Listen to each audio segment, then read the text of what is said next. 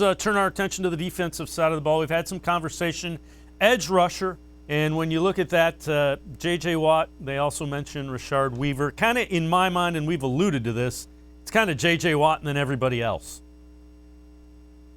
Yeah, that's how it feels. I mean, if they miss out on Watt, they're going to have to go back to the drawing board and really figure out how they're going to address defensive end. Rashard Weaver is a great prospect out of Pitt. His teammate Patrick Jones is another interesting prospect. He measured out with some shorter arms than you would have liked, but you really can't go wrong with either of those two. There's some ties to Pitt and the Browns that I think could be interesting. Paris Ford's another safety there in Pitt that, of course, fits the Browns' needs.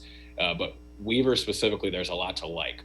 What he isn't is a day one game changer. He's going to be a steady pro, but he's going to make those rookie mistakes. To me, it's water bust because you're going to be overpaying for a guy, like Carl Lawson or perhaps, and there's just not a guy of Watt's stature. And I'm not talking about his resume. I'm literally talking his size on the football field that you can plug in and play in a 3 technique or a wide 9. Watt's the only guy on this list that makes sense for me. And it's getting to the point where, as a film guy, it's going to be a bummer if the Browns don't land him because I just want to see what Myles Garrett and him playing next to each other would actually look like on a football field compared to fantasizing about it or having to try it out on Madden.